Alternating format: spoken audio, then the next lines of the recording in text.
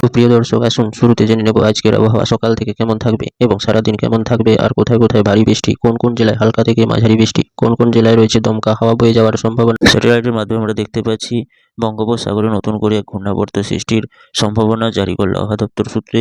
তবে এই ঘূর্ণাবর্তটি এখন বর্তমানে অবস্থান করছে দক্ষিণ ভারতের দক্ষিণ প্রান্তে, এবং এই ঘূর্ণাবর্তটি আগামী দিনে এর প্রভাব কতটা ফেলবে তা আরও স্পষ্টভাবে আগামী আপডেটগুলোতে জানিয়ে দেওয়া হবে। তবে আজকে সারাদিন বাংলাদেশের বিভিন্ন জেলাগুলোতে, যেমন চট্টগ্রাম, মহেশখালী এবং কালাপাড়া, বরিশাল, খুলনা, হলদিবাড়ি, এইসব জেলাগুলোতে আমরা দেখতে পাচ্ছি স্যাটেলাইটের মাধ্যমে উত্তরের কনকনে শীতল বাতাস প্রবেশ করছে, যার প্রভাবে আগামী দিনগুলোতে আরও কনকনে ঠান্ডা আসতে চলেছে।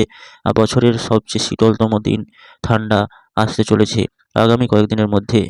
আবহাওয়া দপ্তর সূত্রে জানা যাচ্ছে রাংপুর, কালাই এবং রাজশাহী, ময়মনসিংহ, সিলেট, এসব জেলাগুলোতে আগামী কয়েকদিনের মধ্যে বছরের সবচেয়ে শীতলতম ঠান্ডা আসতে চলেছে, এবং যার প্রভাবে উত্তরের কনকনে শীতল বাতাস প্রবেশ করবে এবং জাঁকিয়ে ঠান্ডা পড়ার সতর্কবার্তা জারি করল বাংলাদেশের বিভিন্ন জেলাগুলোতে।